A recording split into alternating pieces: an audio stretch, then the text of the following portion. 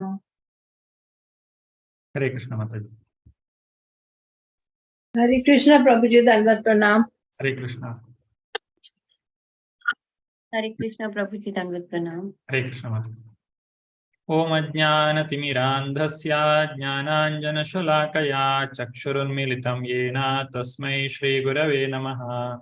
Shri Chaitanya Manobhishtam Sthapitam Yena Bhutale Swayam Rupa Kadamahyam Dadati Swapadantikam.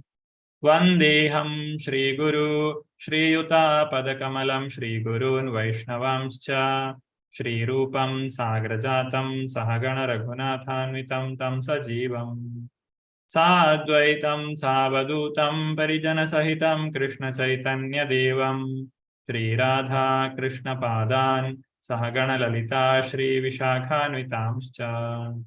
He Krishna Karuna Sindhu Dinabandhu Jagatpate Gopesha Gopika Kanta Radha Kanta Namostute Tapta Kanchana Gaurangi Radhe Vrindavaneshwari Vrishabhanusute Devi Pranamami Haripriye Vancha Kalpatarubhyascha Kripa Sindhubhya Evacha Patitanam Pavanebhyo Vaishnavebhyo Namo Namaha.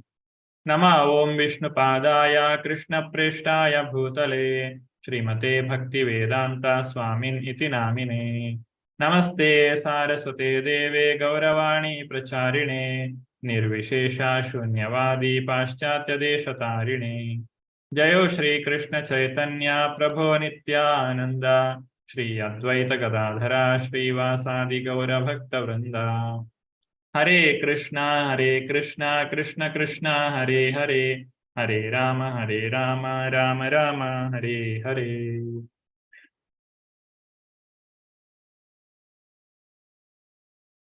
So today we are starting with the new book. It is the Ishopanishad.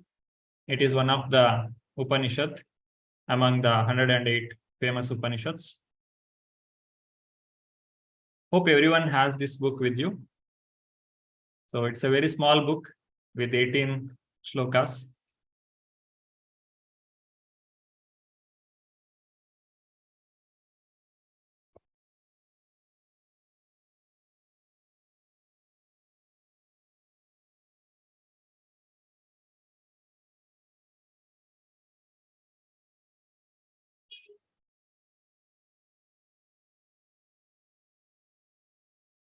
Shri Shri Radha Govind ki jai, Shri Shri Gaur Nitai ki jai, Srila Prabhupada ki jai.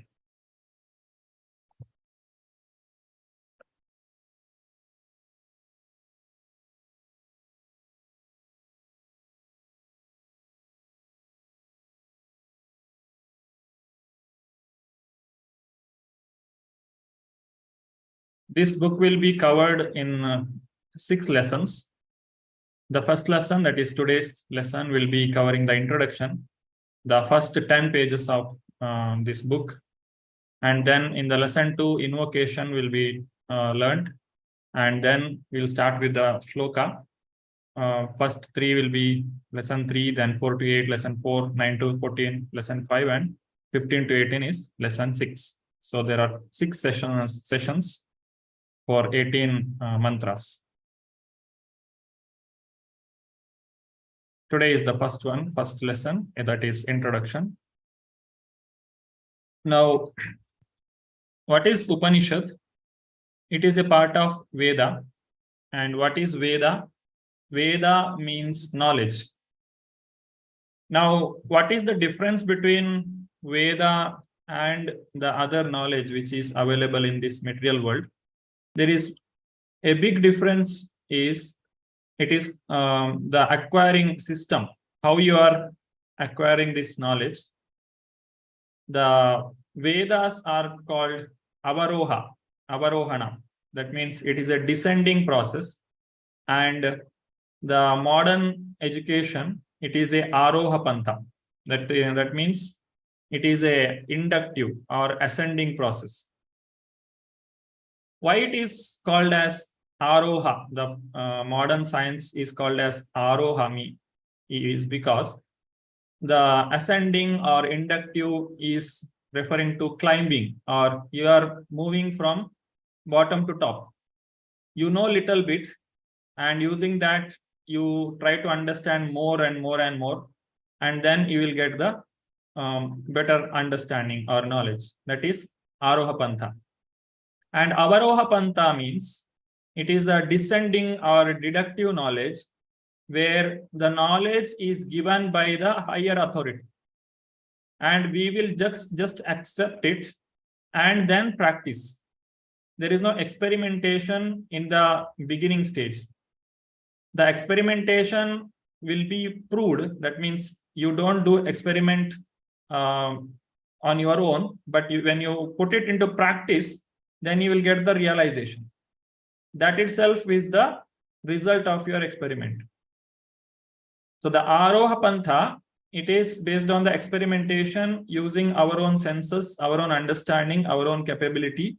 We do the understanding, just like you look into the sky using the telescope and try to understand the movement of the planets and identify what are the different planets, how they are moving, how much time it takes to rotate, and is it the Earth is rotating around the sun, or our sun is rotating around the Earth. You try to understand yourself, and then you come up with some theory and some laws. So that is Aroha Pantha. But in Avaroha Pantha, the Lord himself is giving the knowledge.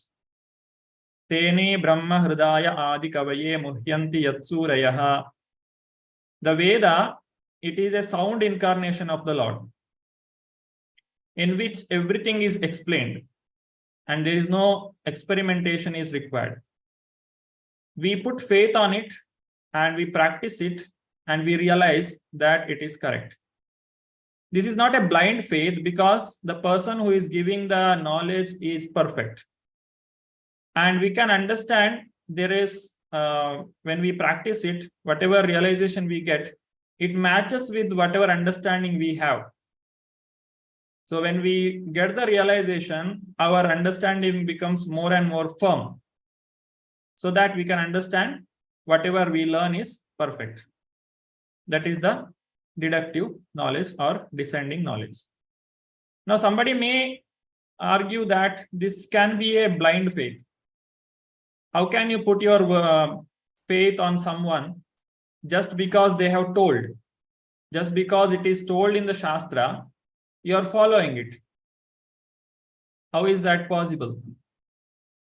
Then, if you analyze in that way, even the Aroha Pantha, it is also, in one sense, it is descending.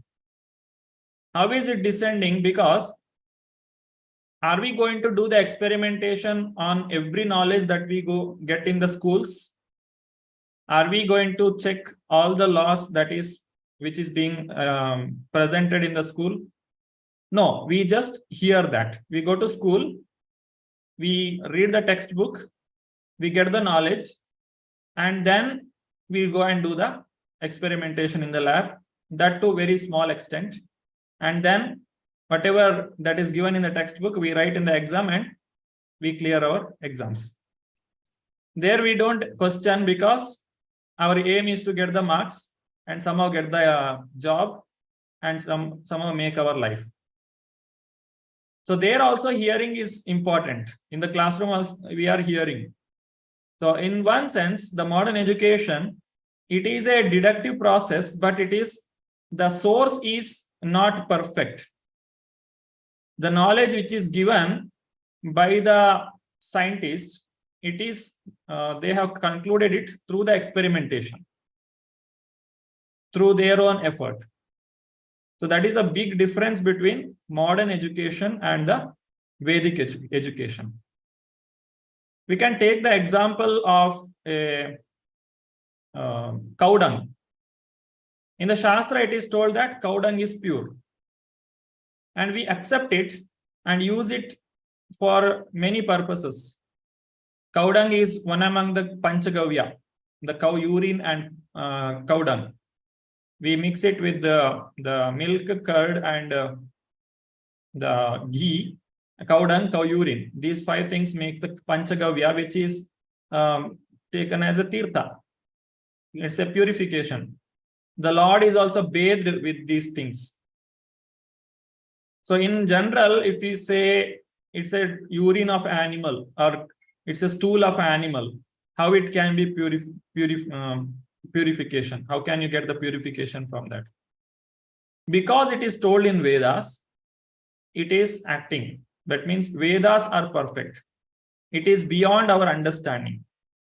Whatever told in the Vedas, it has to be accepted as it is. That's why it's called Veda Vakya. When we say Veda Vakya, it has to be followed or accepted without questioning. In common language also, we say somebody is asking you to do something without questioning. Then people say, why should I follow you? Is it some Veda Vakya or what? Like that we question. That means the Veda Vakya, it has to be accepted as it is, because it is a avaroha pantha or deductive knowledge or descending knowledge. Now, how to get the knowledge? Getting the knowledge,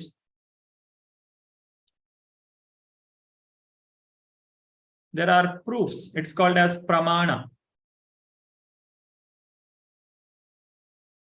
The knowledge is accepted by three means.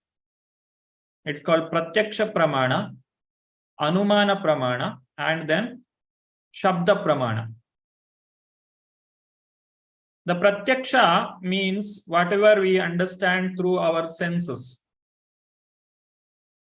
Direct sense perception. I believe what I see, and I don't believe what I can't see. That is pratyaksha pramana. And anumana pramana is hypothesis. I'm just making some analysis by seeing the results. And it might be like this, perhaps like that. I make some hypothesis and come to some conclusion. That is anumana pramana. And shabda pramana means the sound, the hearing of from the authority. Here the authority is very, very important. One cannot hear from anyone, because the shabda pramana, it is completely dependent on the authority from where you are hearing. So the authority is very, very important. We should make sure that whatever knowledge we are getting, it is coming from the Lord himself in the proper guru disciple parampara. The parampara knowledge has to be accepted. Otherwise, it will create confusion. It will create a lot of problem. Now, which is the best? Is it the pratyaksha or anumana or shabda pramana? Which we have to accept, that we have to see. Now, pratyaksha pramana, what is our capacity to understand this material world, the phenomena which is happening here? It is not possible to understand everything by our own senses, because we have so many defects. Our senses are defective. It is not a complete, it is not able to give us complete knowledge. So this we'll see in the next coming slides. What are the defects in our senses, and what are the 4 defects of a living entity when he grasps some knowledge from this material world. So direct sense perception means what we can see, that only I'll accept. I don't accept anything else. Anumana means hypothesis. Just like if there is a smoke, I may think that there may be some fire. There may or may not be there. That is hypothesis.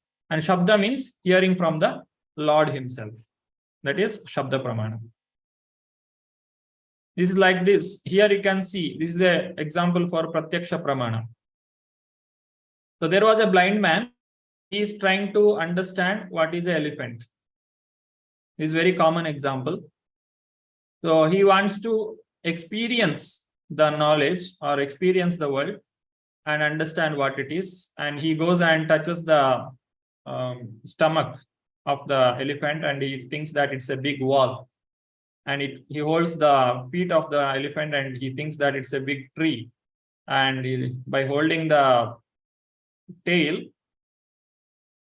that means there are many people who have gone for understanding. So when somebody who touched the belly, he thought it's like a wall, and someone who is holding the leg, he is thinking that it's like a tree, and one holding the tail, he thinks that it's like a snake or a rope, and somebody climbed over the elephant and he's thought that it's like he held the ear and he's telling that it's like a fan, and somebody is holding the tusk, he's telling it's like an arrow, elephant, and the trunk, he's holding a trunk and he's thinking it's like a snake. So what is correct? It's all pratyaksha pramana. He has realized by touching it by his own hand. But it is, none of them are perfect.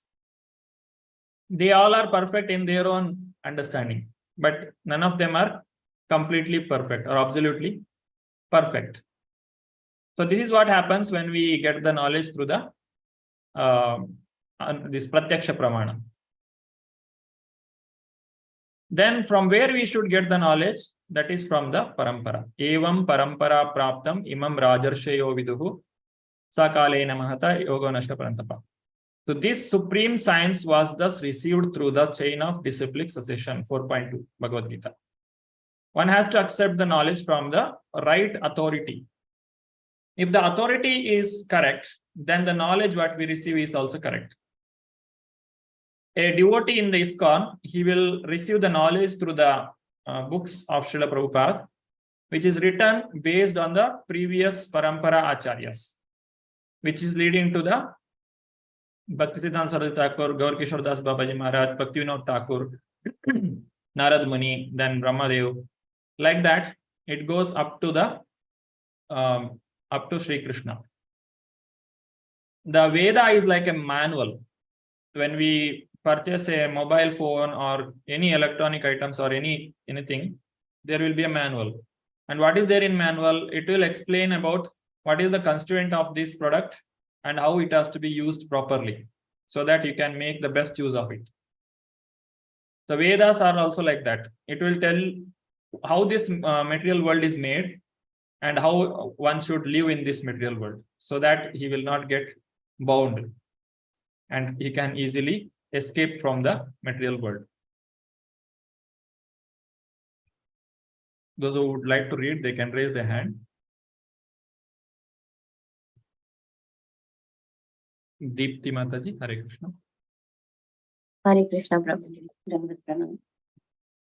The Shiksha Guru gives spiritual instruction and inspiration on behalf of Srila Prabhupada. Sorry, Prabhuji, I think. Not visible. No, it's visible, Prabhuji. I was also connected through another, through my mobile, so I just disconnected it. I was not aware of it. Sorry, Prabhuji.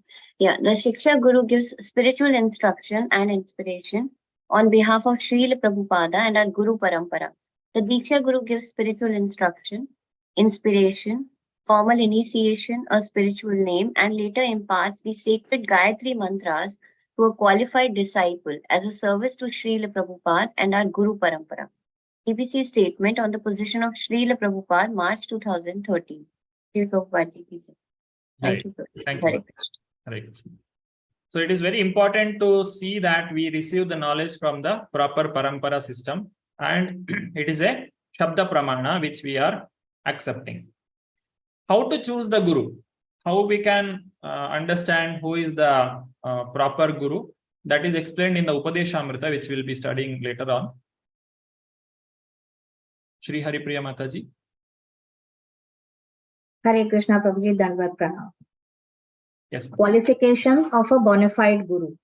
Therefore, the Vedic injunction is that one must approach, the word compulsory is used, a bona fide spiritual master, a Guru. And what is the qualification of a spiritual master? He is one who has rightly heard the Vedic message from the right source, and he must practically be firmly established in Brahman. These are the two qualities he must have. Shri Ishopnishad, Introduction. Shri Prabhupada Ji ki jai. Thank you. So this is very important point we must note down. There are two major qualities of a Guru. One is he has heard from the proper source, and the second one is he himself is practicing it, or he is established in the firmly established in the Brahman. That is the qualification of a Acharya. So one who gives an example by practicing whatever he is preaching. So that is the Acharya. So that person is a guru. From him, we should accept the knowledge. Then whatever knowledge we accept, it is a complete knowledge. Tad vijnanartam sa gurumevavi gachet. Samitpani strotriyam brahmanishtam. So one must go. It is not a question of optional. One must go. Eva abhi gachet. It's a compulsory statement that Lord Krishna is giving here. Now, how the ISKCON is working? We have Srila Prabhupada, and from him he has made the GBC, Governing Body Commission, and from there we have Sannyasa Ministry and Guru Services Ministry Committee, where they preach to the people. So Sannyasa Ministry is in communication with the sannyasis, and GBC, Governing Body Commission, has regional body for different regions, and Guru Service Committee also has gurus, different gurus, and they all are interconnected. And then we have temple president, Namahatta coordinators, and then again we have temple residents, disciples, and congregations or disciples. So here, the Srila Prabhupada's teachings, whatever is there, it is distributed in this way. So whatever doubts we have, whatever questions we have, we can ask in this body, in this structure like this, and we can get benefited through the Shabda Pramana. So this is the arrangement that is made in our ISKCON system.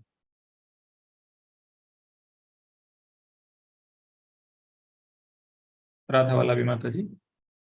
Hare Krishna Prabhuji, Dandavat Pranam to all devotees. Chaitanya Mahaprabhu himself wanted our cooperation. He is God, Krishna, and therefore cooperation is very important thing. Nobody should think that I have got so great ability, I can do. No, it is simply by cooperation we can do very big thing. United we stand, divided we fall. This is art. So be strong in pushing on Krishna consciousness, and Krishna will help. He is the strongest. Still, we must be combined together. Room conversation with Radha Damodar, Sankirtan Party, March 16, 1976, Mayapur. Srila Prabhupada ki jai. So one must be united and understand the teachings of Guru in the Parampara system, so that whatever knowledge we receive is perfect. Okay, so we have understood and got so many references why we should hear from the Shastra, and the words that is given in Shastra is correct. Now coming to the other two, that is Pratyaksha and Anumana. What is the problem? There are 4 defects the living entity has. One is every person commits mistake, and the person comes under illusion, and he has cheating propensity, and also he has imperfect senses. So these are the 4 defects of any living entity. What is commit mistake? Every man will do mistakes. Whenever we do so many activities, there will be definitely mistakes will happen. None of us are 100% perfect. So if our process of acquiring knowledge is based on our own effort, then there are mistakes while gaining this knowledge through the experimentation, and we may come to the wrong conclusion. Then the illusion. Illusion means what is actually there, I may think it something different because of our imperfect senses and the situation in which we are at present. Our the way we perceive the knowledge, it is not proper. Just like in a glass of water, if you put a pencil or pen, you can see that it is broken, but it has not broken, it has not bent, it is still straight. But because the solid object which is being transferred in two mediums, that is the air and water. When the medium changes, the vision, whatever we have, that gets deflected, so that we see that it has broken there. But it is not so. So that is one kind of illusion. And so many things that is happening in material nature, what we see is not exactly correct. There is something else is going on, but for me it looks differently. That is illusion. And after that, cheating propensity. When we try to understand something after doing so much of effort, if I don't understand at all, then I don't accept that I don't know. But still I say I know, I have understood.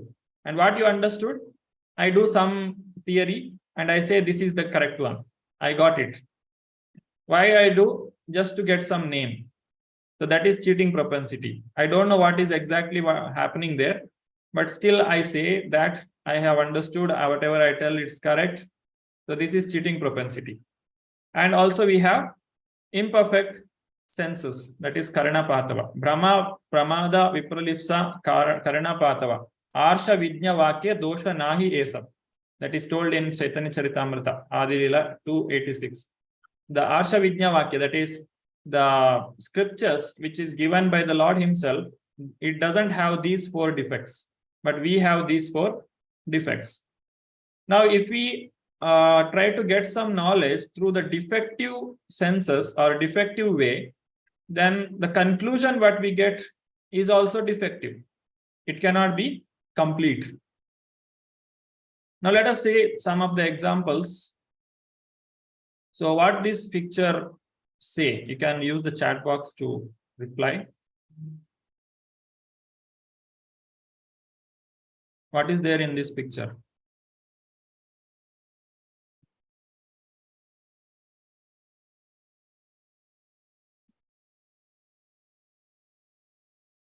Yeah, a young woman and an old lady.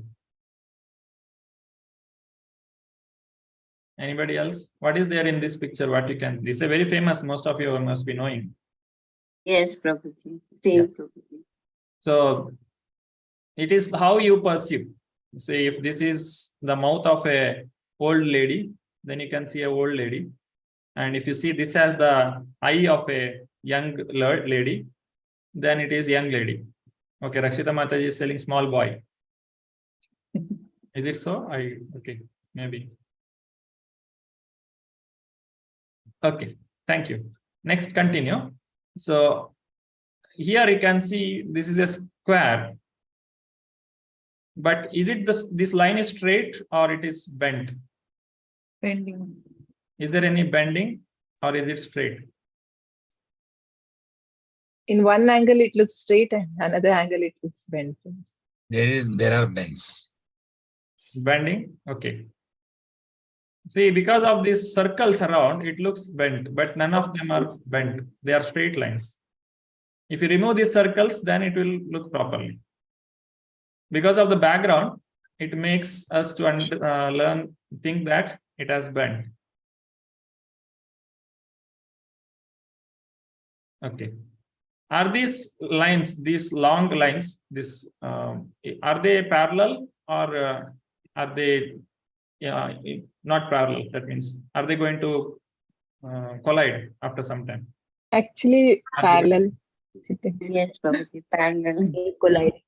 Illusion. Illusion. Will they meet after some time if you extend them? No. Oh, no, Prabhuji. No. The small ones are parallel, but the long ones does not seem to be parallel.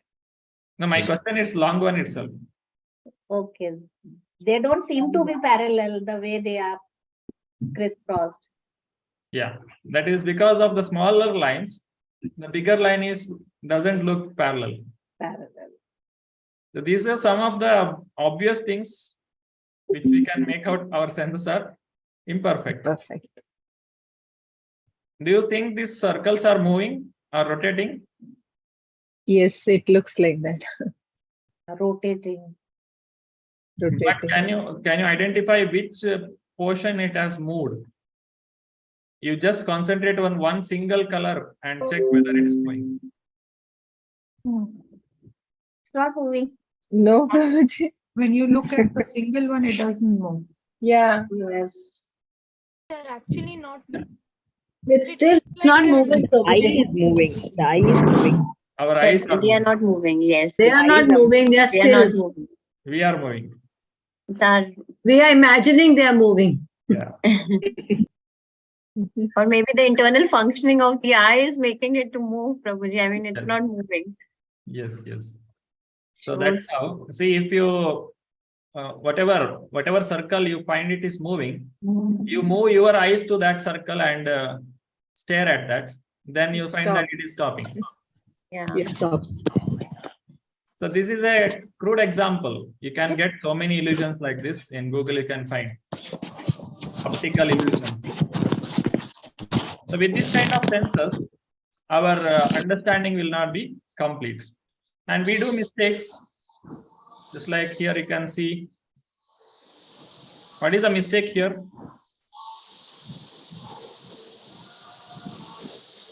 He is climbing even though it is not connected to the aeroplane door. Yeah. This From is this side, it looks like there is something, because for his vision, it can only cover this much. After climbing this, he will understand that there is no aeroplane, nothing. and he has to come back down. So everyone is going this way, and he is going in this way. So that is the mistake. And there are some statements from the people. You can read. Sorry, Shri Priya Mataji. Sorry. This telephone has too many shortcomings to be seriously considered as a means of communication. The device is inherently of no value to us. Western Union Internal Memo 1876. Heavier than air flying machines are impossible. Lord Kelvin, President Royal Society, 1895. Who the hell wants to hear actors talk? H.M. Warner, Warner Brothers, 1927. Thank you, Madhu. So these are some of the statements which has gone wrong at this present moment. The telephone is not a good way of communication. Do we agree now? Best way. Yeah. So it has changed. So now whatever we say today, it will not be true tomorrow. That is the modern science. It will change because it is a Aroha Pantha. But Vedas, whatever it has told in millions of years back, now also it is fact. Heavier than the air, flying machines cannot fly because air is lighter than the aeroplane. But still aeroplane can fly in the air. But in 1895, it was just a dream. Then who wants to hear the actors talk? This is the time where there is only but mime show, that is the Charlie Chaplin's movies, where there is no talking, one can only act. So at that time, this statement was given. How can the actor talk? It is not possible. But now it has changed. Sarita Kapoor Mataji. Hare Krishna, Prabhuji, Hare Krishna, everyone, Dhanvat Pranam to all. There is no reason anyone would want a computer in their home. Ken Olson, President of Digital Equipment Corporation, 1977. 640K ought to be enough for anybody. Bill Gates, 1981. So these are some statements which has gone wrong. So why do we need a computer at home? No, so many people oppose To attend the class. Bhakti Shastri class. Bhakti Shastri class. Yeah, this is you are talking in 2023, but this is the statement in 1977. Many government organizations, they opposed when they said that we need computer. Oh, computer, you're putting all the files within the computer. Then if there is no power, what will you do? If you want any file, you just open the cupboard and take the file and use it. And you're putting everything within that box. And how do we remove it when we need it? So these are the questions that people were asking. But now we can't run anything without computer. So things will change. But Bankers, Prabhuji, bankers went on strike to stop computerization, saying that yes. there will be no employment. So they started making a committee and all those things for. Yeah. And 640 kilobyte, that is not enough for anybody. Now the mobile phone which we use, that itself has a RAM of 3, 4 or 6 GB, 8 GB RAMs, it's coming. It is in GB. This is only 640 KB. That is enough for anybody. Not even MB. Now it looks so foolish, no? Yes. So that's how, as the time passes, the knowledge we acquire through the Aroha Pantha, it is going to change. It is not permanent. It is not perfect. Now let us have a activity. List all the 4 defects, but we studied just now, and give examples of 4 defects from your own lives or and other, including from the scriptures, Srila Prabhupada's books, whatever you have come across.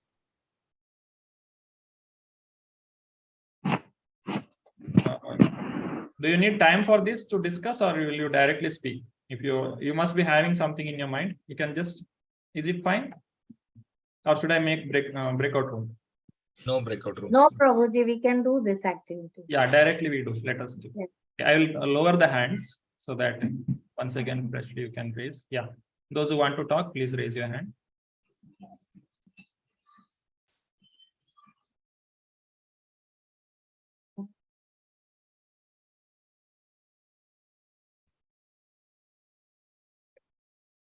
Sureshwar Priya Mataji.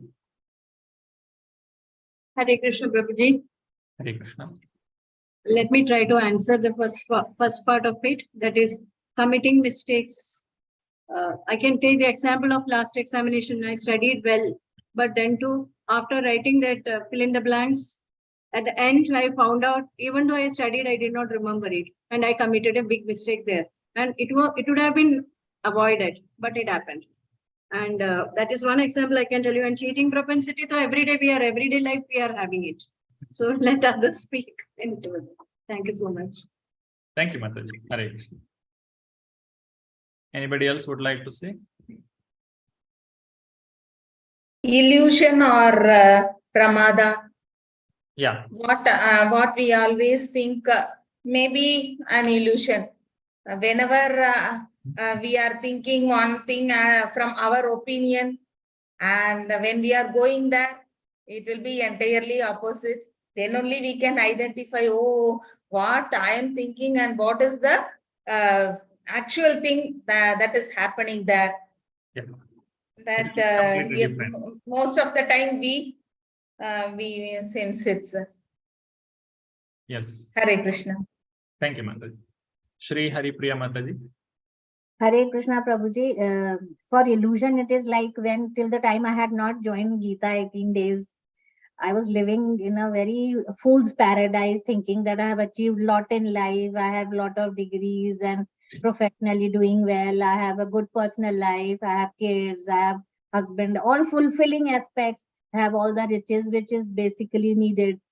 But when I joined Gita 18 days and the revelation step by step that what I am missing onto on all those material things which I am thinking is my achievement and that is my goal in life. Like earlier when I was pursuing my MBA, what is your goal in life? Is to say to become highly successful career-wise, become a dignified and I like a very popular or identified kind of a professional and all that. And even in office, we were looking forward. I want growth, professional growth. Now it is totally, the world is different 180 degrees. Like I was looking this side, now I'm looking this side. That somehow I get mercy of Lord, Guru and Govind, and somehow at least I have embarked on the right journey now. So that was the biggest illusionary world which I was living into, and it has just blasted like this, and that a revelation which happened to me. Hare Yeah. Krishna, Prabhuji. Anybody can be happy in this material world only under illusion. Because we wanted to lord over everyone, boss over everyone, we are here. So you want to become the king, you want to become the master, then you be under illusion. Because it is possible only in illusion. Thank you. And Prabhuji, I would like to add one more point. Like it is my personal experience. I was, because of pre-COVID also, I was going through anxiety because in professional world, there are a lot of timelines and work pressure. And to be very honest, for the last 2.5 years, whatever I have been associated, slowly and steadily, my all medication, I was going through anxiety and then I had acidity and all that GERD and all. And touch wood, today I take no medicine. Not even a single tablet in the whole day. It has happened. And my husband, my family, they're surprised. I tell them, even if you're taking a tablet, please pray to Lord and accept it as a prasadam. Do Shri Krishna Arpanamastu and Hari Om Tastat. All your tablets will also go. I am a live example of that. That how I got rid of for years. I have been taking 2-3 years. I had to take it. And now I am without any tablet for the whole day. Hare Krishna Prabhuji. Thank you, Mataji. Radha Mataji. Hare Krishna Prabhuji. I think the similar case, what Mataji just talked about, Sri Hari Priya Mataji, illusion, when I was studying earlier, I did my MPhil, then there was an issue with our state and we had to move out. And it was like, we were thinking if we will not get job, we will not, proceed materially, everything is dead end for you. But going into the professional college or professionally exceeding, that was the only goal. Even though you were doing all the sadhana and puja also at home, but you were still living in the illusion that was not the real thing. And now when I look back to say, I have wasted so much of my life.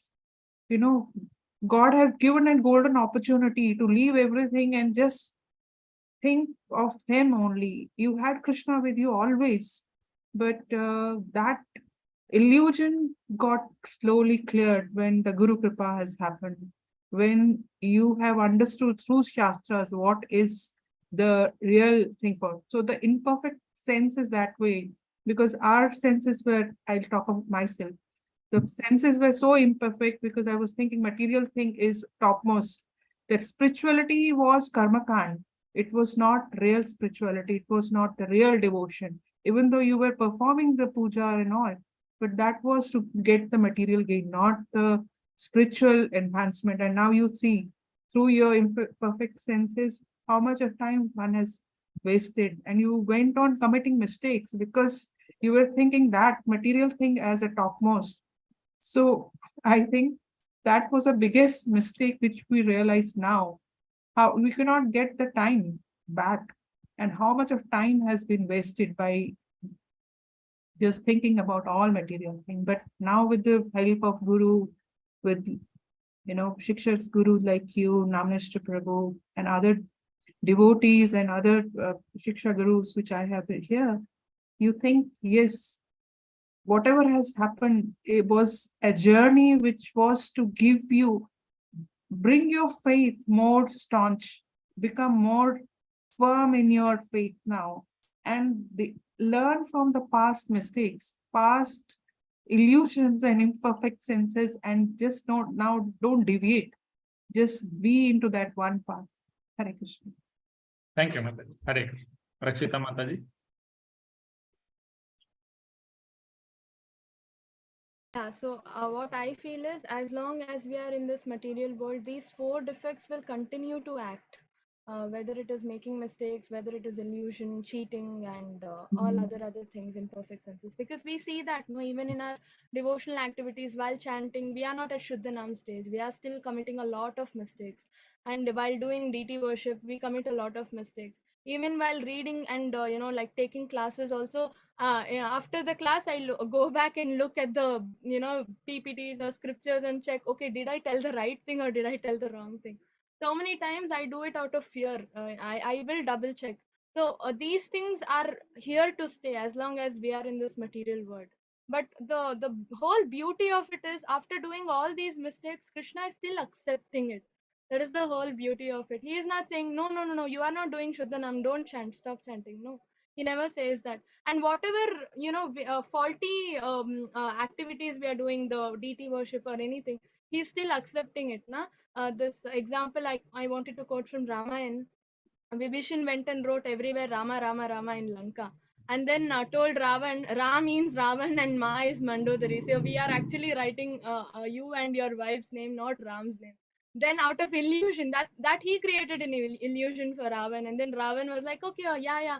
If it's my name and my wife's name, you write everywhere. Don't leave any single wall. So this is how we so this is an example how we turn these defects as an instrument to serve the Lord. He turned illusion to serve the Lord. So in the same way, I think our focus, when the whole goal is to serve or go to the lotus feet of the Lord, nothing matters. Whether it is a defect, whether it is perfection, everything is same. Everything is spiritualized. Hare Krishna. Thank you, Mataji. Hare Krishna.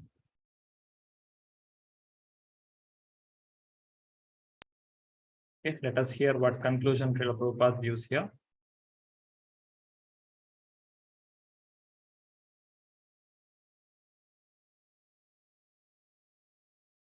With all these deficiencies, we cannot give perfect knowledge to anyone, nor are we ourselves perfect. Therefore, we accept the Vedas as they are.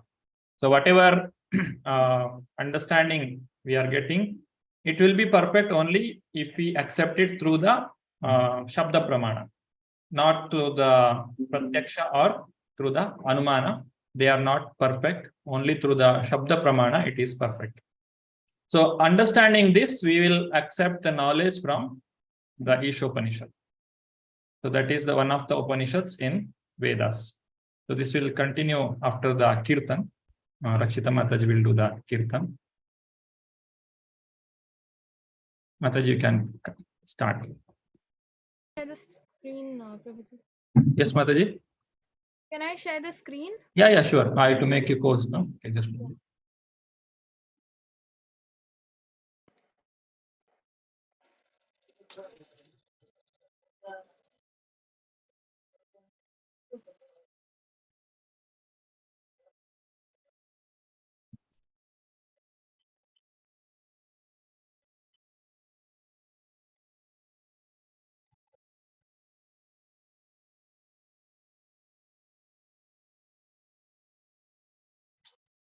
Okay, Hare Krishna. So this is not like every other class Kirtan. I have chosen a South Indian Vaishnava Kirtan today. So this is by Purandara Dasa. He is also known as father of classical music. So he is a Vaishnava, but he is a South Indian Vaishnava, just for a change. Yeah. So this is in Kannada. We will do the translation later. Am I audible? Is my voice clear? Beautiful. Very Perfectly. yes. Yeah. Okay. Dasana madi govinda,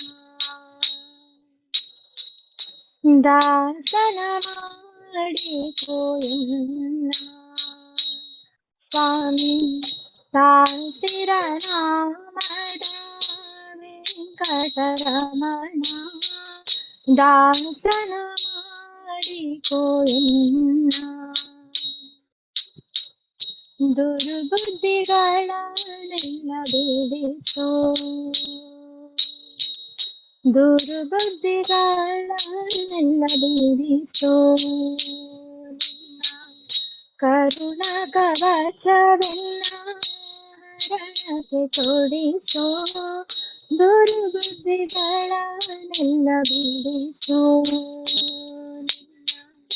ಕರುಣ ಕವಚವೆಲ್ಲ ಹರಣಕ್ಕೆ ತೊಡಿಸೋ ಚರಣ ಸೇವೆಯನಗೆ ಕೊಡಿಸೋ ಅಭಯ ಕರ ಪುಷ್ಪ ಎನ್ನಯ ಶಿರದಲ್ಲಿ ಮೂಡಿಸೋ ಚರಣ ಸೇವೆಯನಗೆ ಕೊಡಿಸೋ ಅಭಯ ಕರ ಪುಷ್ಪ ಎನ್ನಯ ಶಿರದಲ್ಲಿ ಮೂಡಿಸೋ ದಾಸನ ಮಾಡಿಕೊ ಎನ್ನ ದಾಸನ ಮಾಡಿಕೊ ಎನ್ನ ಸ್ವಾಮಿ ದಾಸಿರ ನಾಮದ ವೆಂಕಟರಮಣ ದಾಸನ ಮಾಡಿಕೊ ಎನ್ನ ಮೊರೆ ಹೊಕ್ಕವರ ಕವ ಬಿರುದು ಮರೆಯದೆ ರಕ್ಷಣೆ ಮಾಡೆಯ ತೊರೆದು ಮೊರೆ ಹೊಕ್ಕವರ ಕವ ಬಿರುದು ಮರೆಯದೆ ರಕ್ಷಣೆ ಮಾಡೆಯ ತೊರೆದು ದೂರಿತ ರಾಶಿಗಳೆಲ್ಲ ತೋರೆದು ಸ್ವಾಮಿ ಪುರಂದರ ವಿಠಲನ ಕರುಣದಿ ತೋರೆದು ದುರಿತ ರಾಶಿಗಳೆಲ್ಲ ತೊರೆದು ಸ್ವಾಮಿ ಪುರಂದರ ವಿಠಲನ ಕರುಣದಿ ತೋರೆದು ದಾಸನ ಮಾಡಿಕೊಳ್ಳ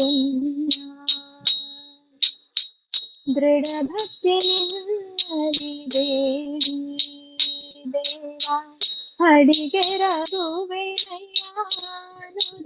ಪಾಡಿ ಕಡೆಗಣ್ಣಲಿ ಕೆನ್ನ ನೋಡಿ ಬಿಡದೆ ಕೊಡು ನಿನ್ನ ಧ್ಯಾನವ ಮನ ಶುದ್ಧಿ ಮಾಡಿ ಕಡೆಗಣ್ಣಲಿ ಕೆನ್ನ ನೋಡಿ ಬಿಡದೆ ಕೊಡು ನಿನ್ನ ಧ್ಯಾನವ ಮನ ಶುದ್ಧಿ ಮಾಡಿ ದಾಸನ ಮಾಡಿಕೊಳ್ಳ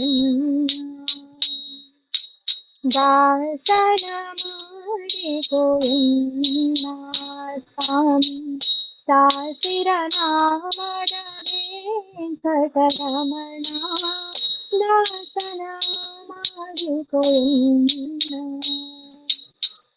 ಹರೆ ಕೃಷ್ಣ ಕೃಷ್ಣ ಕೃಷ್ಣ ಹರೆ ಹರೆ ಹರೆ ರಾಮ ರಾಮ ರಾಮ ಹರೆ ಹರೆ ಹರೆ ಕೃಷ್ಣ ಕೃಷ್ಣ ಕೃಷ್ಣ ಹರೆ ಹರೆ ಹರೆ ರಾಮ ರಾಮ ಹರೆ ಹರೆ. Okay, let's see the translation. Venkataramana, with 1,000 names, accept me as your servant. Remove all evil minds from me, cover my life with armor of your sympathy. Give me a chance to serve at your feet. Grace me to wear your promise of protection on my head. Beg to have constant devotion in you, O God. I bow to your feet with chanting daily. Don't ignore or neglect me with your corner of the eyes. Grace me to have your contemplation in you with clear mind. You have a title that you protect all of them who praise to you. Protect me also without forgetting. O God, remove all the sins and guilt in me. Purandara Vithala, protect with your kindness. Hare Krishna. Thank you, Prabhuji. Thank you, Mataji. Hare Krishna.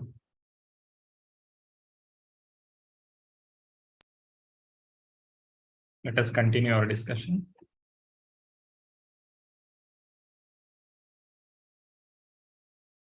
So, Ishopanishad. What is Ishopanishad?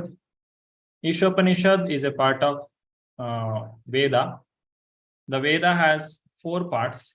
That is Samhitas, Brahmanas, Aranyaka, and Upanishads. And these Upanishads, there are prominently 108 Upanishads, and Ishopanishad is one among them.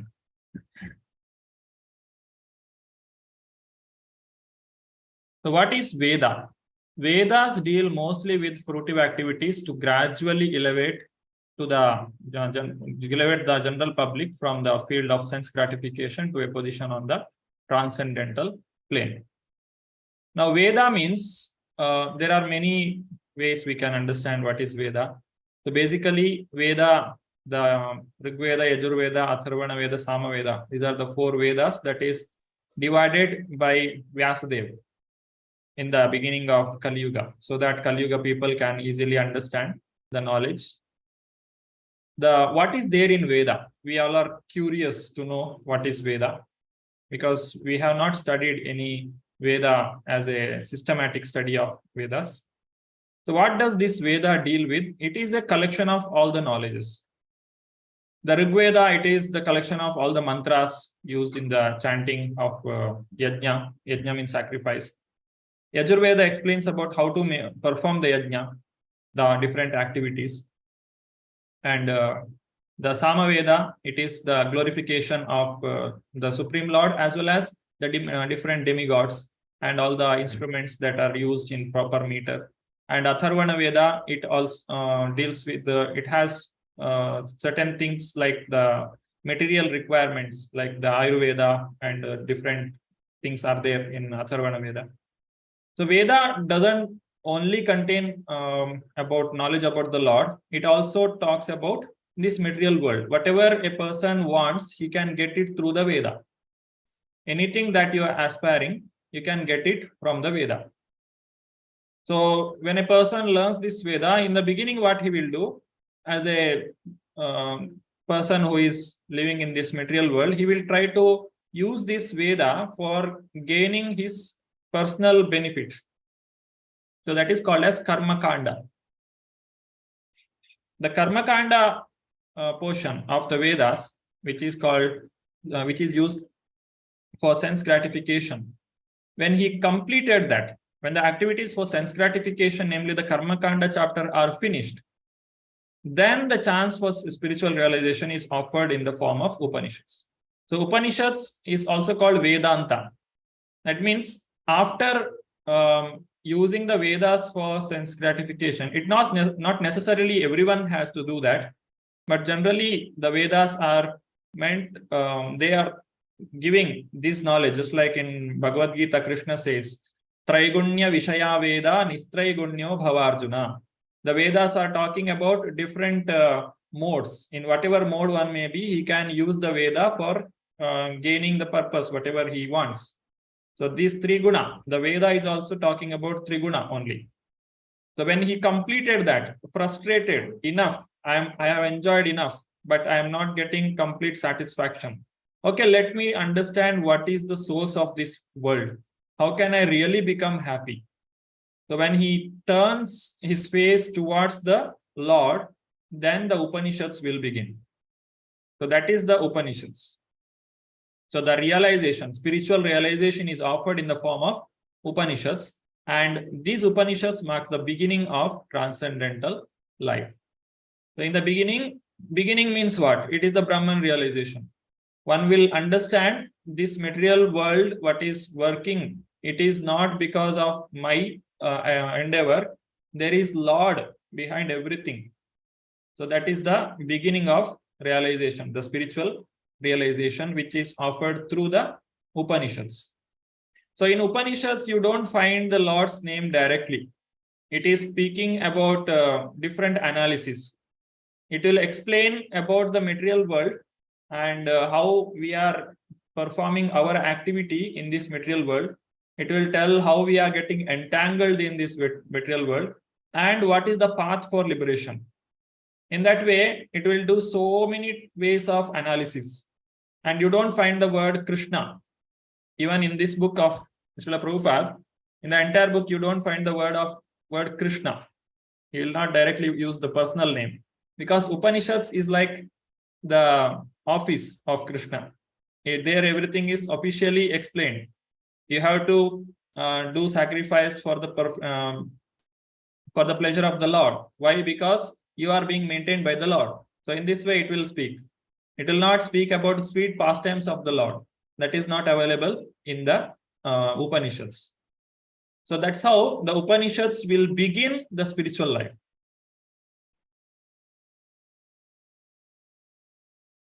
What is the meaning of Upanishad? Upa means near, just like Upavasa, to stay near the Lord. That is Upavasa. Similarly, Upa means near, Nishidati, that is bringing. The Upanishads will bring us near to the Lord.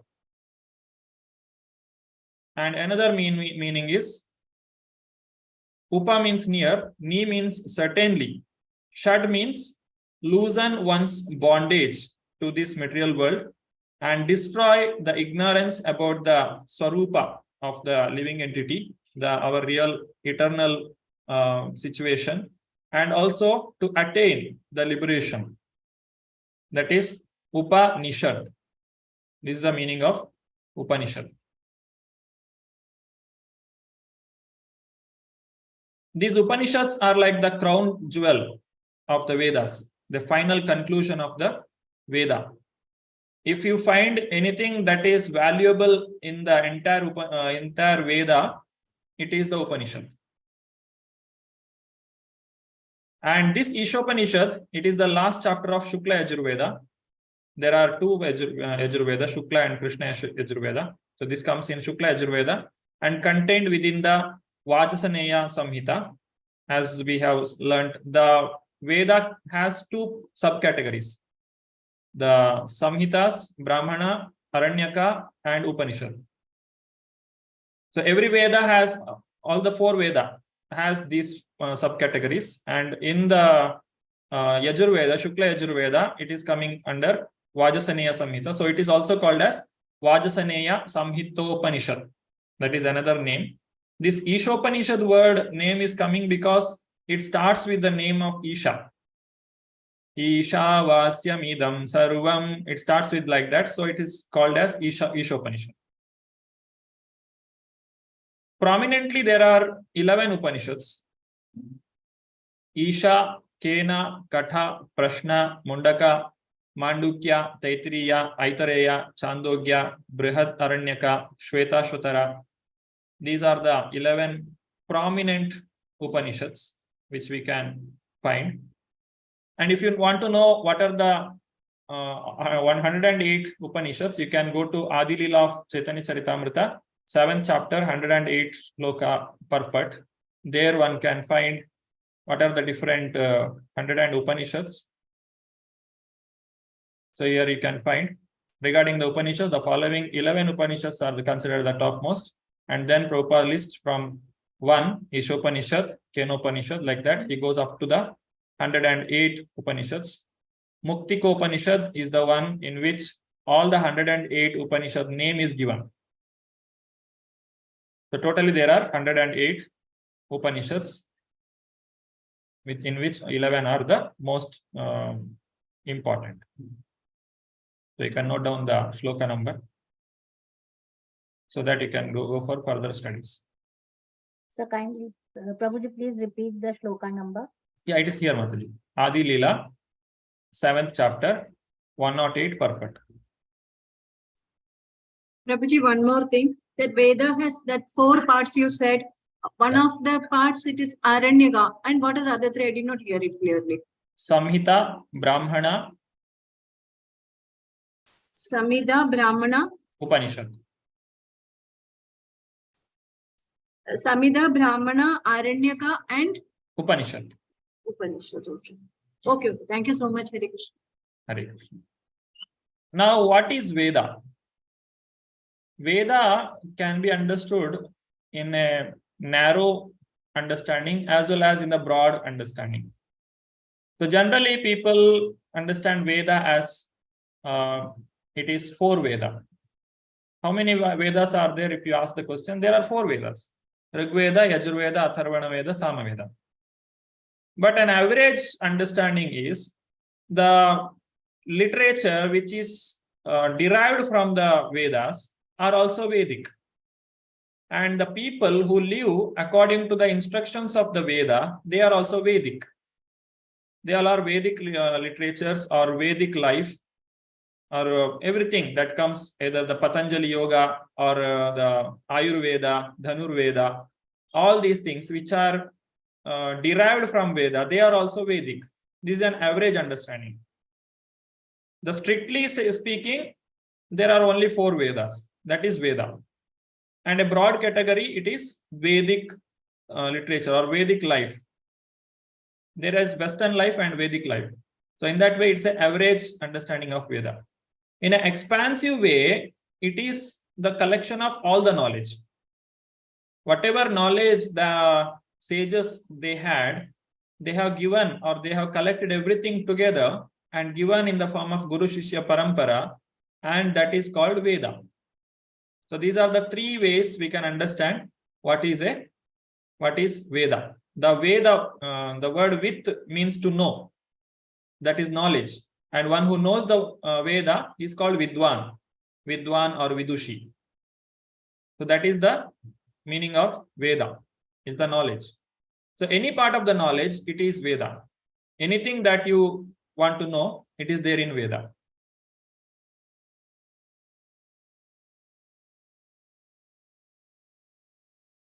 Veda, it's an oral reception from authoritative sources. And it is also called as Shruti. Shruti means hearing. It is received through hearing. Before Kali Yuga, the Veda was being spoken and heard. So that's why it is called Shruti. The spiritual master will speak the Veda and the disciple will listen it. And people were having so much of memory power that they could easily remember them. There was no need to writing down anything. It was only beginning of Kali Yuga, Vyasadeva decided to write them so that Veda will be available for Kali Yuga people.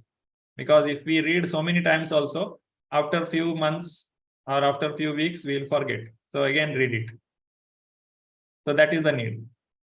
And the Veda, whatever it is telling, it's a axiomatic truth. Axiomatic truth means it should be accepted as they are without interpretation. Without questioning, you just accept it. Just like cow dung is pure. There is no need to experiment. If you want to do, you can do that, but you don't have so much time. Whatever instructions given in Vedas, if you are going for doing experiment on each and everything, one lifetime is not enough, and we cannot experiment everything. So an intelligent person, he who accepts the knowledge from proper authority, and he will use it, or he will implement it, he will follow it. And it must be accepted through parampara. One cannot become a Vidwan just by himself. He has to surrender to the spiritual master. Without the blessings of spiritual master, one cannot understand Veda. I just wanted to add a point, Prabhuji. Yes, Prabhu. There are some things that we just need to accept straight away. Yeah. Without questioning, because the master talks, you don't have to experiment with it. Example is, if he's telling that this is poison, please don't touch it, then there should be no questions asked. It is just accepted and trust the source of that particular knowledge that we get. And that is also occurring in our lives, where only the master can tell you, please, these things avoid, these things touch, these things don't touch. Don't touch means don't touch. It may be poison, it may be, itching. These things are all taken from our masters, that we don't go for taking proof ourselves. It need not be. What do you call that knowledge? Which is accepted thing, and you need not experiment on it.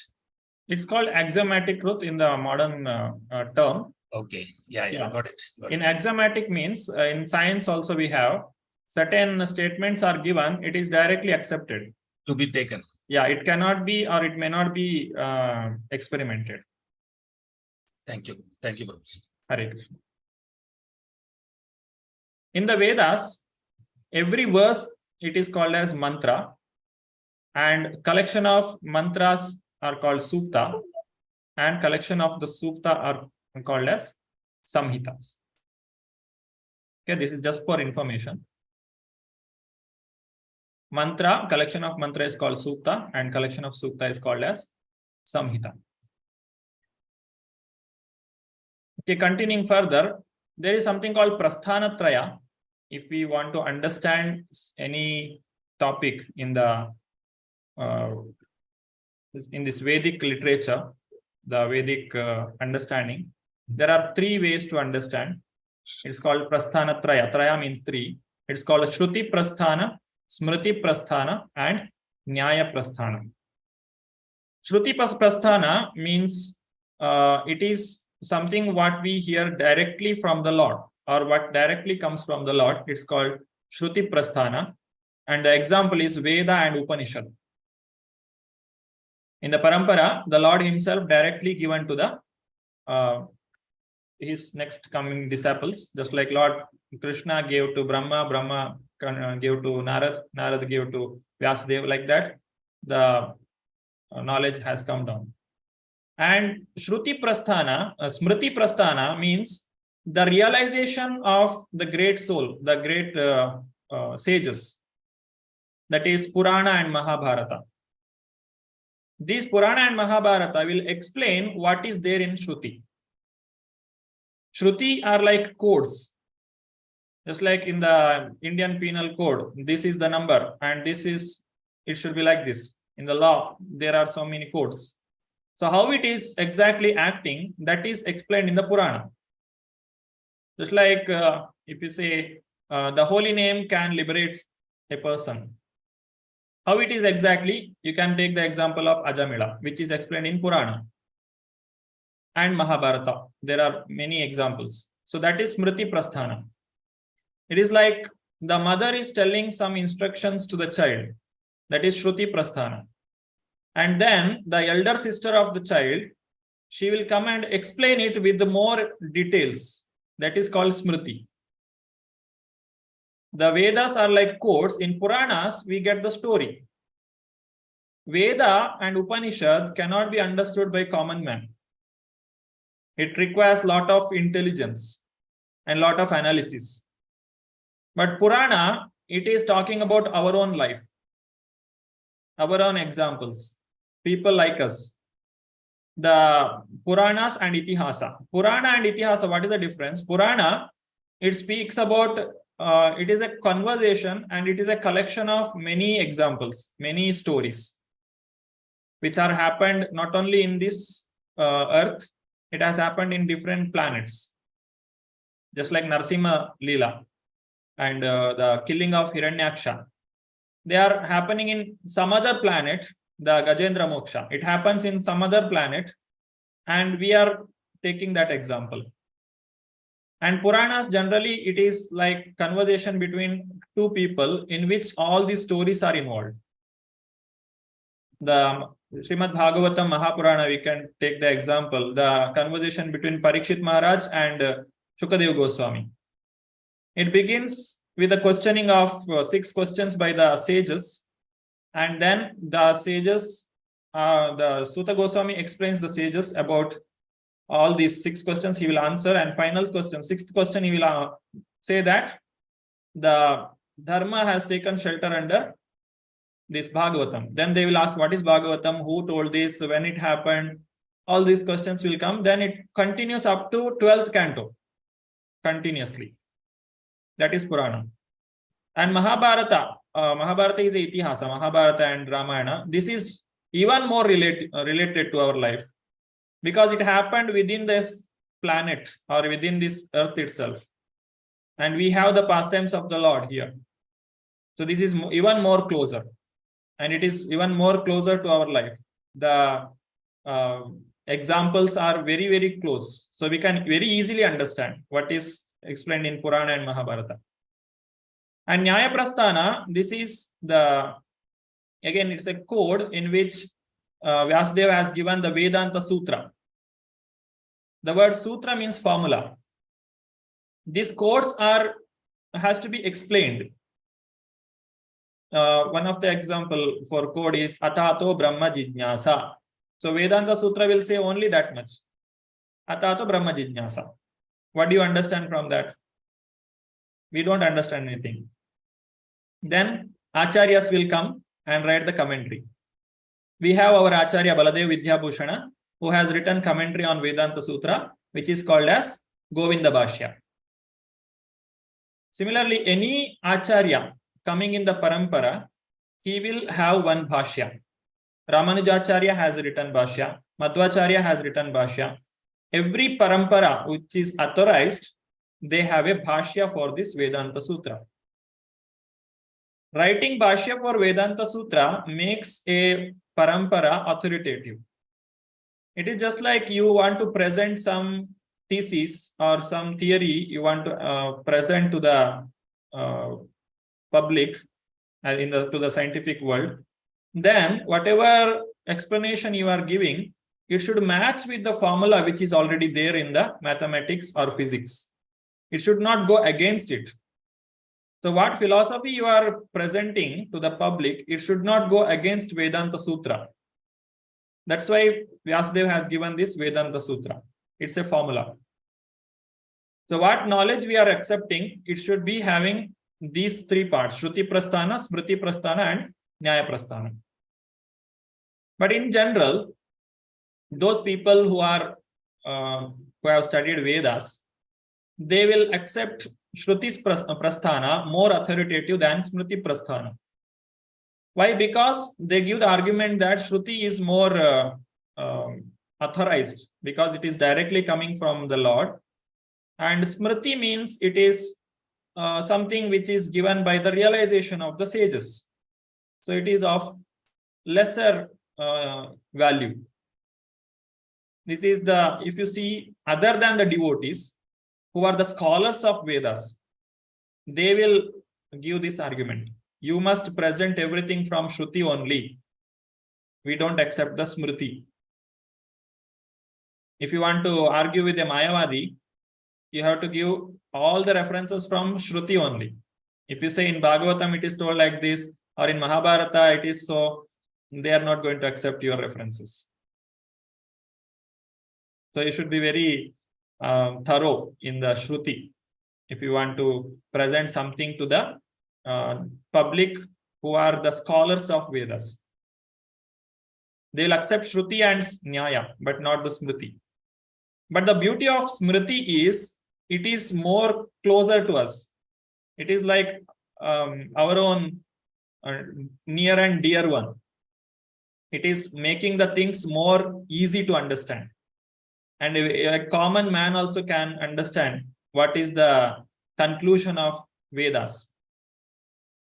Even though those people, the people who have come to the Upanishads after being frustrated with Karmakanda, they will not understand achieving the Lord is so easy. The self-realization, how can it be so easy?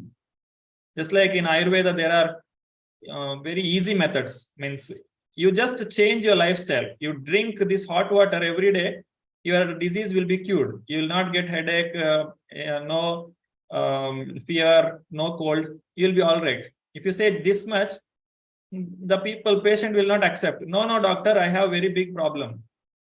My headache is very big. So you have to give me big medicine. Because you think that your disease is big, you are expecting some big medicine. So those who are scholars of Veda, for them, if you say Harer Namaiva Kevalam, they will not accept. How is that possible? Just by chanting the holy name, how can you go back to Godhead? Is it so easy? We are here since 84 million lakh species of life. You are telling within this one lifetime we'll go back? How can it possible? And for them, we have this Upanishads. Okay, you start analyzing. And Upanishads, they will take them under different analysis. Then slowly they will come to the, if they are fortunate, if they come in touch with the devotees, they will come to the conclusions of Vedaishta Sarve Rahameva Vedyaha. Finally, from all the Vedas, Krishna is to be known. And Smriti is directly giving it. Because it is making the things easy to understand for common man.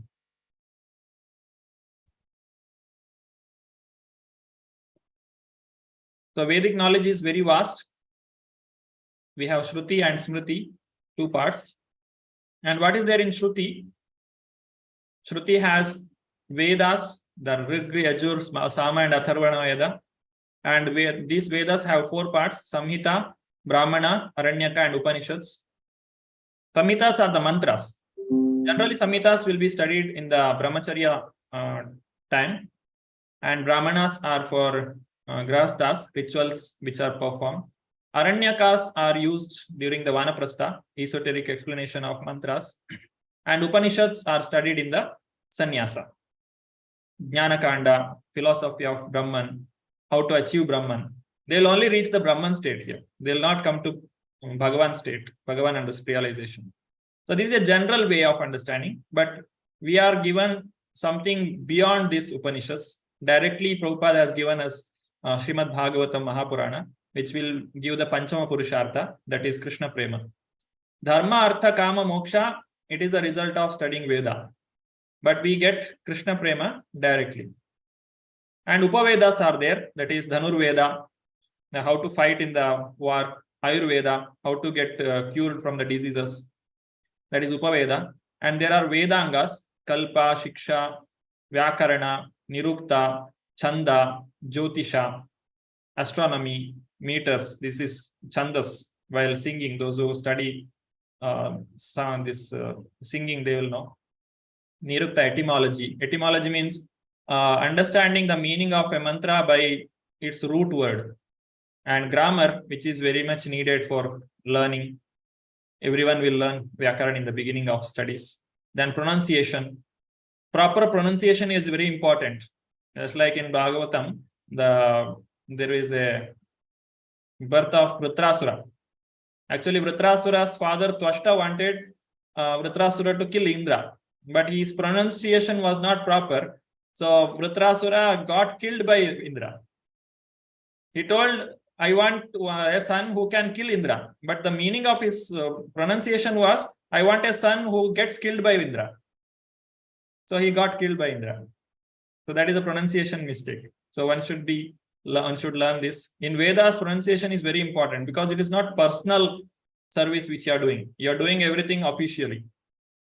In chanting Hare Krishna, it is said when Chinese chant Hare Krishna, they say Hare Krishna because they don't say Ra properly. But Krishna will take it because we are Bhavagrahi Janardana. Krishna will not take any offense.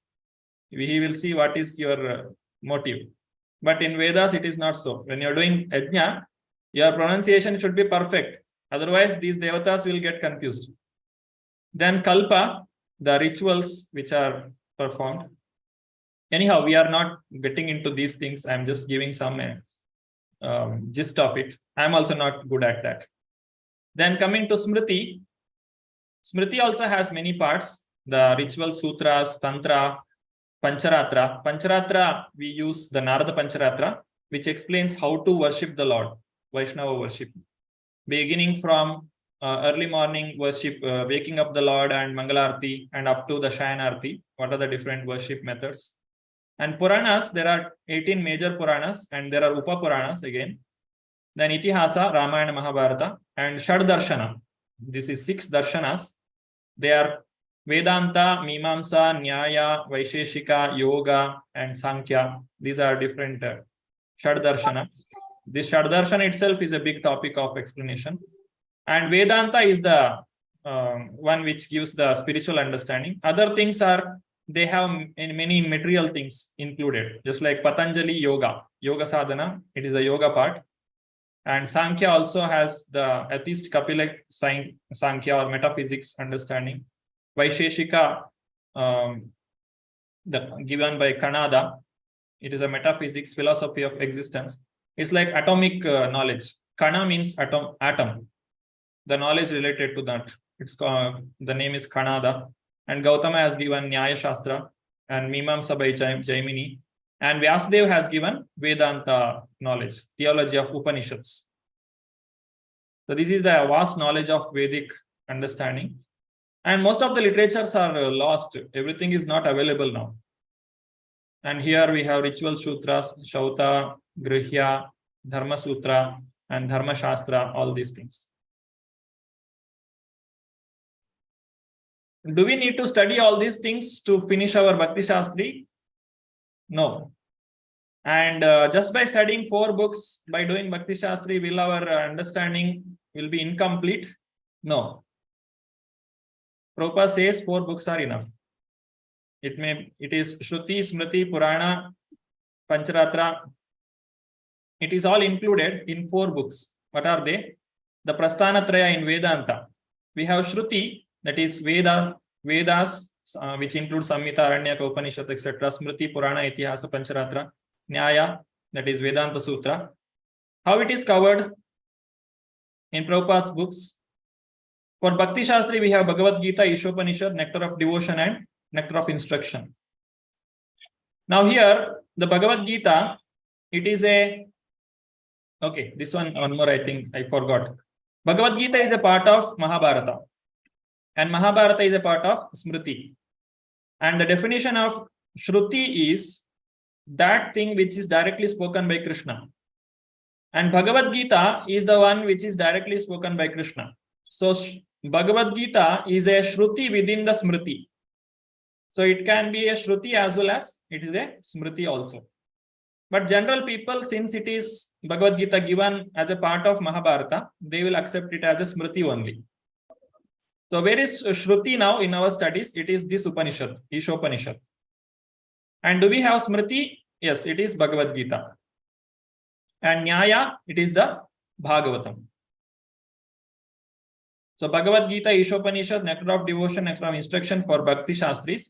And it is our lifetime achievement if we read this Chaitanya Charitamrita and Srimad Bhagavatam at least once with the purport of Srila Prabhupada.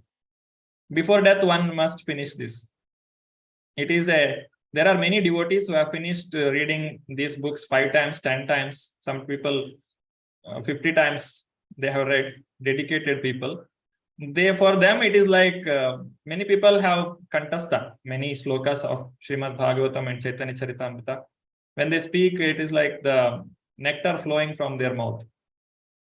But at least for us, read these 2 books, Srimad Bhagavatam with the 12 cantos, Chaitanya Charitamrita with the 3 leelas, the Adi Madhya Antya, at least once in the lifetime. If you read once, then the second time it will make you to read again, no problem. So reading first time is the difficult step with the purport completely. If you are not able to read the shloka, don't worry. Read it whatever possible. The pronunciation does not matter because Prabhupada has given word by word meaning. So you can read it and understand the translation and purport. It will give you complete knowledge. Whatever knowledge that is needed for our life, for perfecting our spiritual life, it is there in Prabhupada's books. As Prabhupada himself told, I have given everything in my book. If you find that something is lacking, you just read it once again. You are not read it properly.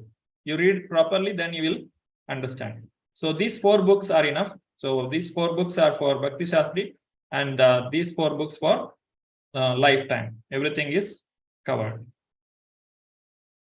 So Bhagavad Gita is Vedic. It's a part of Veda. And Srimad Bhagavatam is a Vaishnava book. And Chaitanya Charitamrita and Nectar of Devotion, it's a Gaudiya Vaishnava book.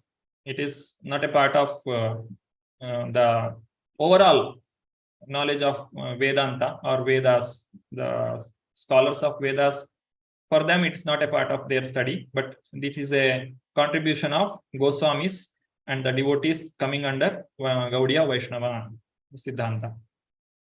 Yes, Muralidhar Prabhu? Yeah, Prabhuji, Smriti also means from memory, isn't it? Yes, Smriti means memory. That is why many of our scriptures have been handed out by Shruti and Smriti down the ages. Yes, Shruti means hearing, Smriti Yes. means remembering. The Smriti here, remembrance in the sense, it is a realization. Whatever Collection realization of realizations. Yeah. Yes. Just That like is if why you, yeah.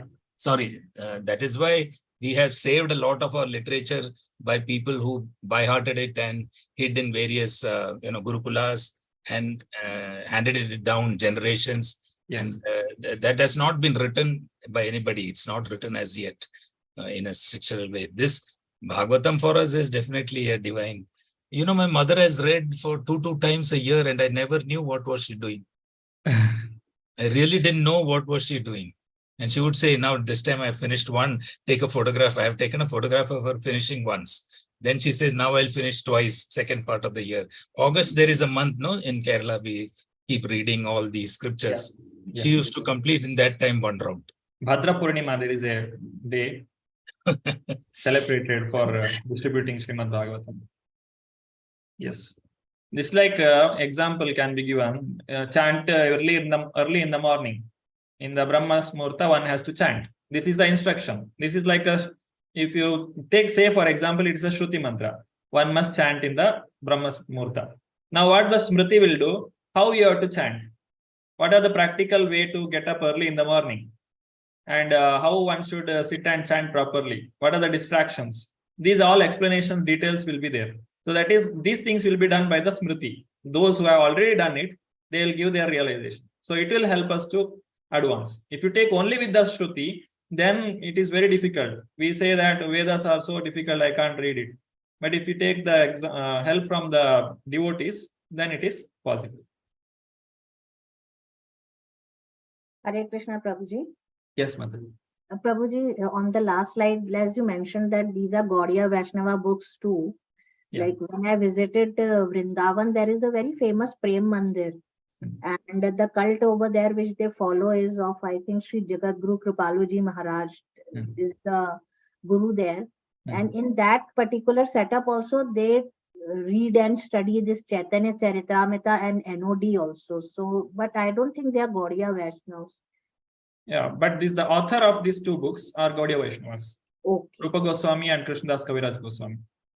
Okay, that's why it is specifically for Gaudiya Vaishnavas. Yeah, anybody can read. See, there Gaudiya Vaishnava, it is like They it's open preach for this all. to their own disciples and all, whosoever is the community who they have developed there. They teach them this also, and they give lectures on this also. Yeah, maybe Mataji. I don't know exactly about their following, but maybe they have accepted it. Okay, Prabhuji. Hare Krishna. Hare Krishna. Hare Krishna, Prabhuji. Dandavat Pranam. Sorry, Prabhuji, can I ask one question? Yes, Mataji. Yes, Prabhuji. Prabhuji, you have explained this also actually, this Shruti and Smriti. Prabhuji, in the previous slides, just two or three slides back, when we were talking about the Shruti, Smriti, and the other Prasthana.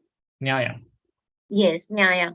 So, Prabhuji, when you mentioned that Shruti Prasthana, Vedas and Upanishads are there, and we know that our Bhagavad Gita is the song of God. It is Shruti. It is Smriti.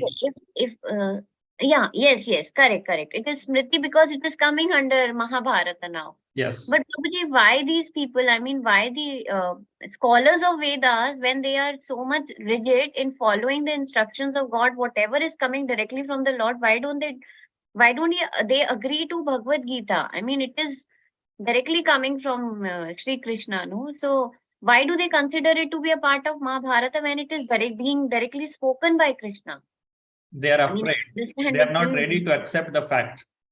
Because they have come across this Karmakanda portion, it is not possible for them to accept it. Because Bhagavad Gita, Krishna is directly speaking, Matta parataram na anyat kinchidasti dhananjaya. There is nothing greater than me.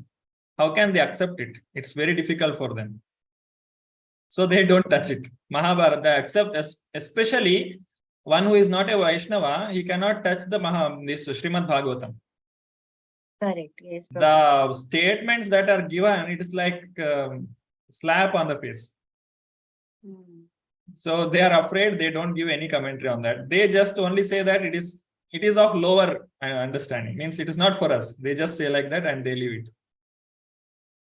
But if you see Srimad Bhagavatam, the 8th canto, text number, first chapter, text number 1, text number 10. Okay. There is a shloka. This mantra is spoken by the Swayambhuva Manu, where Swayambhuva Manu accepts his grandson as his son. That is, if you see Srimad Bhagavatam, the son of Swayambhuva Manu, the daughter of Swayambhuva Manu, Akuti, her son was Yajna, and Yajna was adopted back again by Swayambhuva Manu, and Swayambhuva Manu was doing tapasya, and he was when he was praying, some demons came to attack him. At that time, Yajna will come and protect him. Okay. So this time he will do this prayer. It is also using the same way. Atma vasyam idam vishwam yatkimcha jagatyam jagat tena tyaktena bhunjita magrada kasya siddhanam. 8.1.10. Okay. 8.1.10. So Srimad Bhagavatam includes the conclusion of Upanishads. The exact shloka of Upanishad, that is Ishopanishad, first shloka, is there in the Srimad Bhagavatam. So what is there in Upanishads is there in Puranas. But what is there in Purana, it is not there in the Upanishads. In the sense, the realizations. Okay, Prabhuji. Yes. I understand. Yes. Thank you. The Puranas like the notes of the teacher. We have certain teachers in our college. I like that teacher very much. Why? Because that teacher will give you very good notes. If you read that notes, you will pass in the exam.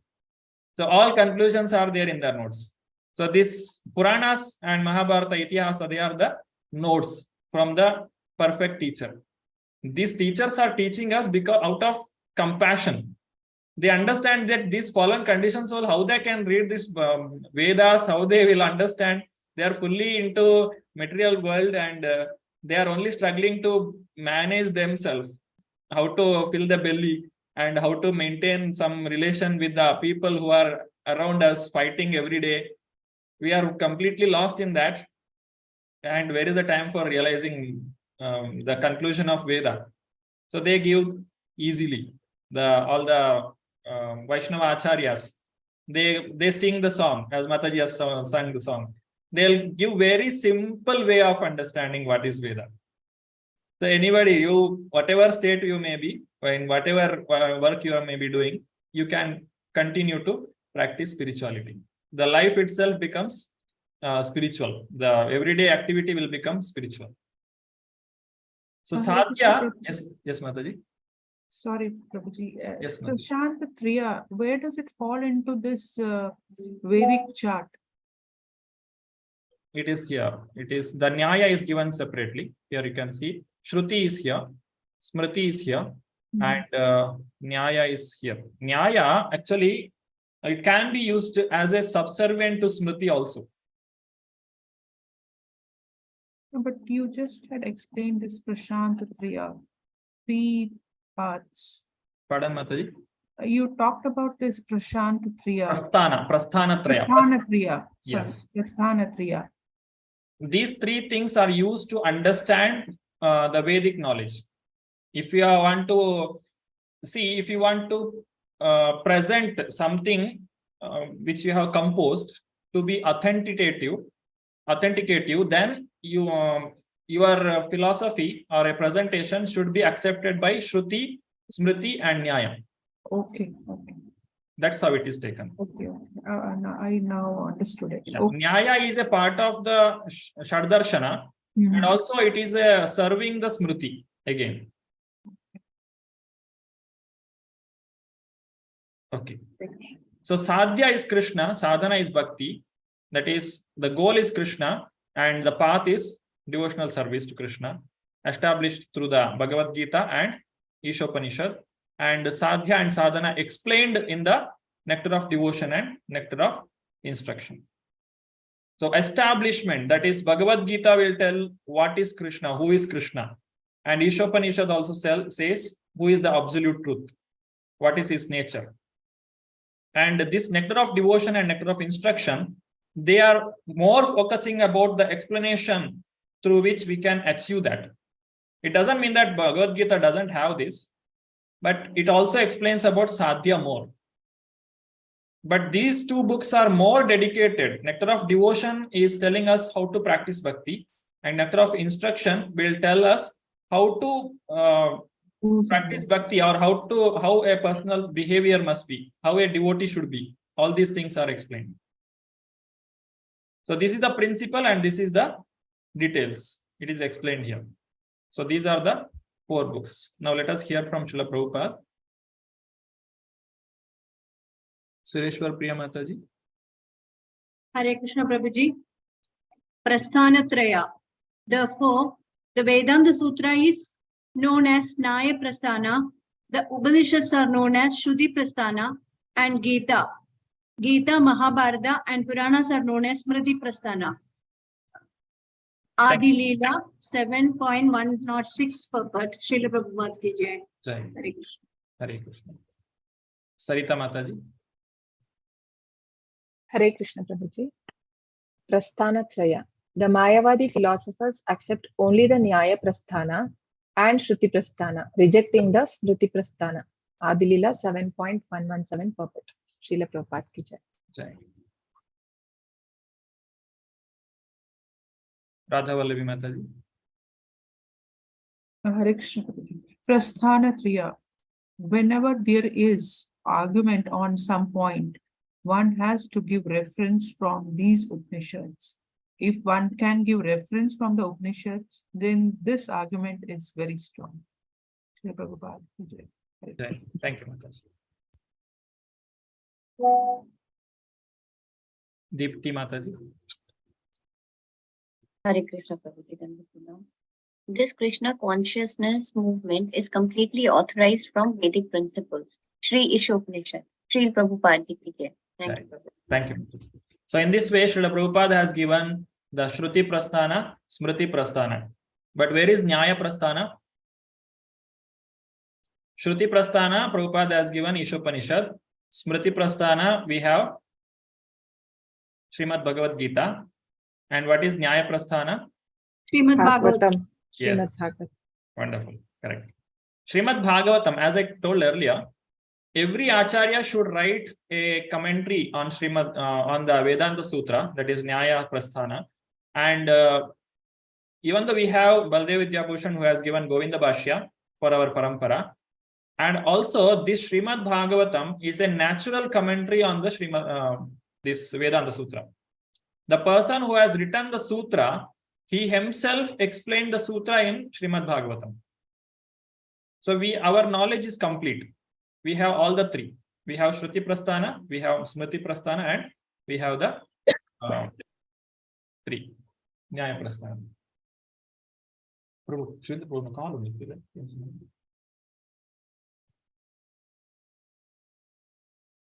So let us review what we studied. Vedic literatures and Upanishads, all these things we have studied.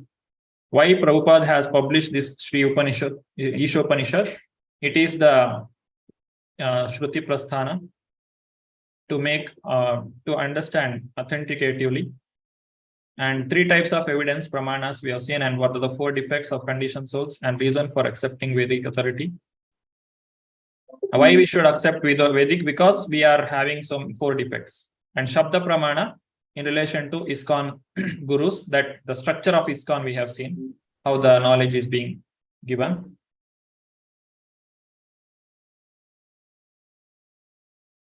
Shri Hari Priya Mataji. Hare Krishna Prabhuji, Dandvat Pranam. We finally request those who are actually after Vedic knowledge to try to understand the explanation of all Vedic knowledge from Srimad Bhagavatam and the Bhagavad Gita. Shri Ishopanishad Introduction. Shri Prabhupada Ki Jai. Jai. Thank you, Mataji. So when we do this Bhakti Shastri, Bhakti Vaibhava, so many degrees, we also think that, oh, let me read Vedas. Let me start reading some Aranyaka, Samhita, all these things. I have read so much from Prabhupada. So we should understand Prabhupada has given complete knowledge here itself. There is no need to search anywhere else. And there is also a danger, as Chaitanya Mahaprabhu told. You should not read too many books. And getting the knowledge through the authority is very important. Most of us don't know what is Sanskrit. We don't know how to interpret Sanskrit language. And if we are going for reading any other Upanishads or any other book, we will be generally going through the English version or the Kannada version or whatever Hindi version of it. And do you know who has translated it from Sanskrit to English or in Hindi? We don't know. And what is the qualification of that person? Is he coming in Parampara? No. Avaishnava Mukhotgirna Putam Harikatamrutam Shravanam Naiva Kartavyam Sarpochishta Payoyatha. It will give poisonous effect. Even though Harinama is milk, it is Amrita. But if it is touched by the tongue of a snake, then it will have poisonous effect. How it will be poisonous effect? See, if you read such kind of literature which is translated by non-devotees, somewhere they will tell, I actually don't think Krishna is the supreme personality of Godhead. After reading all those things, if you hear such kind of statements, then it will pinch your heart and it will reduce your devotion to Krishna. Either it will reduce your respect to that person who is writing that book, or it will reduce your respect to Krishna. So don't get into such problems. Read only Prabhupada's books, the books which are coming in Parampara. And this is also an instruction in IDC, ISKCON Disciple Course. Don't read books even from other Sampradaya unless you have any proper reason for getting that. One should not read unnecessary books. Read books Prabhupada given. He has given for lifetime. One cannot finish these books in one lifetime. So better finish all these things. Prabhupada told one must read all my books at least half a dozen times. That means 6 times you have to read Prabhupada's books. Then maybe if you are still alive, you can read other books. So better don't get into trouble. Read Prabhupada books and go back to Godhead. Our aim is not to become a scholar. Our aim is to become a devotee of Lord, devotee of Srila Prabhupada. follow Prabhupada and go back to Godhead. One should not get lost in the studies. I thank all the devotees for coming for today's class and activity participating. If you have any questions, you can raise your hand and ask your questions. Thank you very much. Rakshita Mataji. My question is, we are while chanting, we chant either in Ratsik mode or Tamasic mode. So how do we come out of it? Like while chanting, we keep making so many lists. Okay, I should do that. I should do this. All these things. So how do we come out of all that? Yeah, we should have sincere effort for making our chanting proper. There are 3 stages in chanting: Namaparada, Namabhasa, and Shuddha Nama. The Namabhasa state will come when a person is putting sincere effort to make his chanting proper. One should not knowingly do any mistake. Just like with chanting, suddenly thought comes, okay, let me see what is there in my mobile. Is there any new messages come? The thought came, it's okay, but you don't do it. The thought is not in your control, but the action is in your control. You can tell your mind, shut up, now I don't have time, later I will do that. There is no emergency. Then that is okay. You cannot make that thought itself should not come to my mind. That is not possible. But the action should be stopped there itself. And chant in the early morning time, it will give sattvic environment, and our chanting will be pure. And whenever the mind roams around, one should bring it back. This is the problem everyone has while chanting. The mind, nature of mind is to roam around.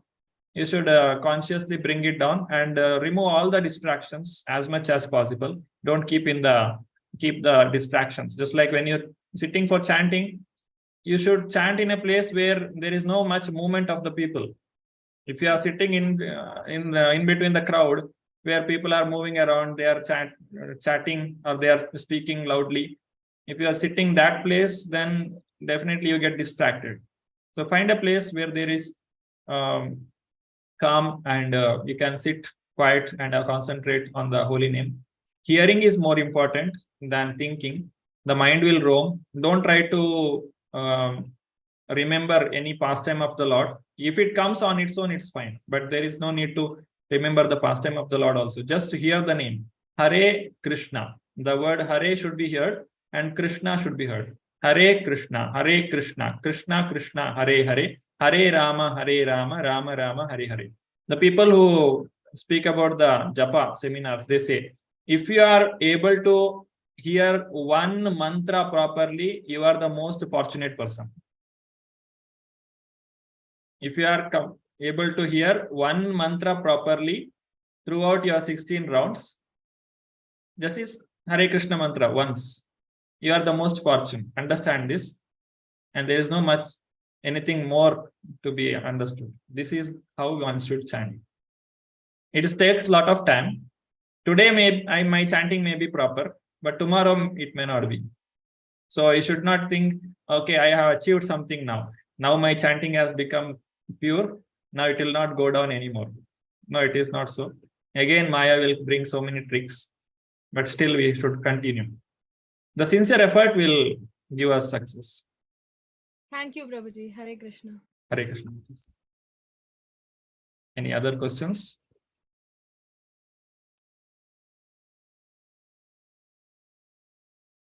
Okay. If there are no more questions, I request all the devotees to read all the 18 shlokas. You don't have to buy heart. You can read it once. In the next class onwards, we'll start that. In the beginning, we'll read the complete 18 verses of Ishopanishad, so that we will learn how to pronounce it properly. You don't have to remember all the shlokas. I think the first 2 shlokas are there in the memorization list. Other things are not there. So at least let us see if we should, when we see that I have done Bhakti Shastri, at least I should know how to read Ishopanishad shloka. So that much we will achieve. So I request all the devotees to practice to read Ishopanishad shlokas while coming to the next class. You can read while seeing only. Okay. Thank you. Vancha kalpatarubhyascha kripa sindhubhya eva cha patitanam pavanebhyo vaishnavebhyo namo namaha. Anant Koti Vaishnav Vrind ki jai. Namacharya Srila Haridas Thakur ki jai. Thank you. Hare Krishna. Only Hare 16 Krishna. a mark, Thank you, Prabhuji. Prabhuji. Attendance Thank only you, 16 a Prabhuji. mark. Thank you. Yeah.